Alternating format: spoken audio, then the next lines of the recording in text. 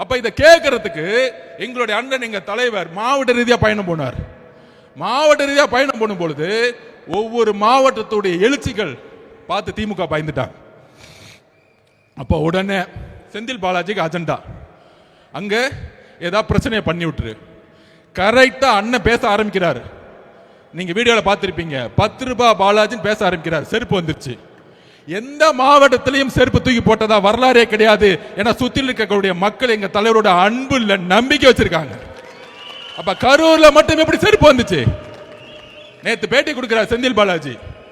அது என்ன ஹாஸ்பிட்டல்ல போனவங்க எல்லாத்தையும் கூப்பிடுவாங்க, என்ன மட்டும் ஏன் கூப்பிடுறாங்கன்னு தெரியல. நீ தான் ஃபர்ஸ்ட் அக்யூஸ்ட். அவ்வளவுதான். செகண்ட் அக்யூஸ்ட் யாரு? அவருக்கு என்ன பயம் வந்துருச்சு?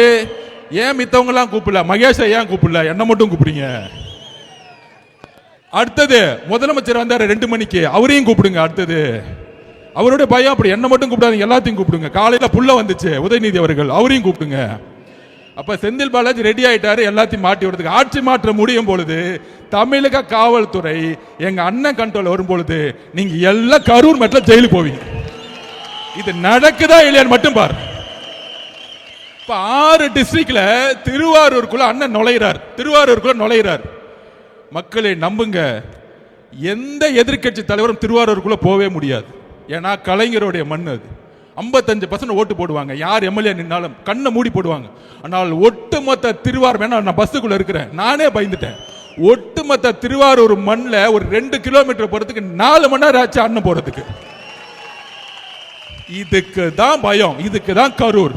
அப்ப கரூர்ல பிரச்சனை நடத்தி என்ன பண்ணாங்க? அவர் ஒரு கொலை குற்றவாளியில மாட்டவரதுக்கு வேலையை பண்ணிட்டாங்க. அண்ணன் எமோஷனல் ஆளு, ஆல்ரெடி மக்களுடைய இறப்பு. இந்த பிரச்சனை எல்லாம் பண்ண அரசியல் விட்டு போயிடுவாரு, பிரஷர் கொடுத்தா அரசியல் விட்டு போயிடுவார். நாம் அதெல்லாம் கடந்து, அவர் வழியெல்லாம் கடந்து அழுது ஒரு 50 நாள் சட்ட போராட்டங்கள்லாம் முடிச்சு, ஒருவேளை திமுக போட்டாங்க ஹைகோர்ட்ல எஸ்ஐடி போட்டாங்களே, உடனே ஒரு ஆபீசரை போட்டு அப்பாயின்மெண்ட் பண்ணாங்களே, ஒருவேளை தமிழக அரசு இந்த என்கொயரி பண்ணியிருந்தா நான் முதற்கொண்ட அருண்ராஜ் முதற்கொண்டு திரு அண்ணன் நம்ம ஆனந்த முதற்கொண்டு இன்னைக்கு வரைக்கும் ஜெயில தான் இருந்திருப்போம். எல்லா கொலைப்பழியும் நம்ம மேல போட்டிருப்பாங்க. இதுதான் திமுகவுடைய சூழ்ச்சி. அப்ப இதை பண்ணாங்க. சுப்ரீம் கோர்ட் ஜட்ஜ்மெண்ட் ஆகி நம்ம என்கொயரி பக்கம் போயிட்டு இருக்கோம். திருப்பி அண்ணன் ஆரம்பிச்சிட்டாரு பிரச்சாரத்துக்கு போலான்னு கிளம்பலான்னு. அப்போ ஒரு எஸ்ஓபி போட்டாங்க. நம்ம கோர்ட்டுக்கு நம்ம தான் போகணும். எல்லா கட்சிகளுக்கும் சரிசமமான ஒரு சட்டத்தை உருவாக்கணும். பர்மிஷன் கேட்டா எங்களுக்கு மட்டும் 30 நாள் ஆகுதுன்னு. கேஸ் நம்ம தானே போட்டோம், நம்மளை கூப்பிட்டுருக்கணும்ல. ஆனால் நம்மளை கூப்பிடவே இல்லை. ஏன்னா நம்ம புது கட்சியா, கேஸ் போட்டது நம்ம தான் போய் முறையிடுறோம் கோர்ட்டில். கோர்ட்டு சொல்லுது எல்லா கட்சியும் கூப்பிடுங்கன்னு, ஆனால் நம்மளை கூப்பிடல. இந்த உண்மையை தெரிஞ்சுக்கணும். உடனே எஸ்ஓபி போட்டாங்க. அந்த எஸ்ஓபி பேர் என்ன தெரியுங்களா? சொல்லுங்க நீங்க. Stalin operating system. ஸ்டாண்டர்ட் கிடையாது, அது ஸ்டாலின் சார் அவரோட பேர்லயே போட்டுக்கிட்டாரு. என்ன போட்டுக்கிட்டாரு? அவரு மட்டும் அவர் பையனை வச்சு எத்தனை இளைஞர் மாநாடு வேணா போட்டுக்கலாம், வாரத்துக்கு ஒரு மாநாடு போகலாம். ஆனால் நம்ம ஒரு மாநாடு போறதா இருந்தா ஒரு 100 கொஸ்டின் வரும். அந்த கொஸ்டின் நிரப்புறதுக்குள்ள 15 நாள் ஆயிடும். நம்ம தலைவர் வெளியே ரோட்ல இங்க வந்தா 50,000 பேர் கூடுவாங்க. கூடும் பொழுது காவல்துறை ரோட சரியா ரெகுலைஸ் பண்ணலன்னா திருப்பி மக்களுக்கு ஸ்டாம்பேட் ஆகிறதுக்கான ப்ராப்ளம் இருக்கும். அதனால தான் நம்ம தலைவர் ஒவ்வொரு இடத்துக்கு வரத்துக்கு யோசிச்சுட்டே இருக்கிறாரு. அவர் வெளியே வரத்துக்காக யோசிக்கல தம்பி, மக்களுடைய பாதுகாப்புக்காக தான் அமைதியாக உட்கார்ந்துட்டு இருக்காரு. ரொம்ப தெளிவா நான் பதிவு பண்றேன். அவர் நடக்க ஆரம்பிச்சிட்டாருன்னா 1 லட்சம் பேர் வருவாங்க. அப்ப மக்கள் பாதுகாப்பு காவல்துறையிட்ட இருக்கு. காவல்துறை எதுவுமே செய்யறது இல்லை. அப்ப திருப்பி ஒரு ஸ்டாம்பேட் ஆகி திருப்பி அவர் மேல கொலவழி பண்ணும். இதுக்காக தான் எஸ்ஓபி.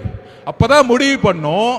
ஒவ்வொரு ஊரும் 15 கிலோமீட்டர் தள்ளி காட்டுல நிர்வாகிகள் மீட்டிங் வெறும் 5000 பேர் வச்சு அண்ணனை இன்னைக்கு பிரச்சாரம் பண்ணிட்டு இருக்கோம். இப்ப இந்த திமுகவுடைய சூழ்ச்சி உங்களுக்கு தெரியுதா? எதனால நம்ம பிரச்சாரம் பண்ண முடியலன்னு. இன்னைக்கு கூட அண்ணன் தூத்துக்குடி போனோம், மதுராந்தக போகணும்னு துடிக்கிறார்.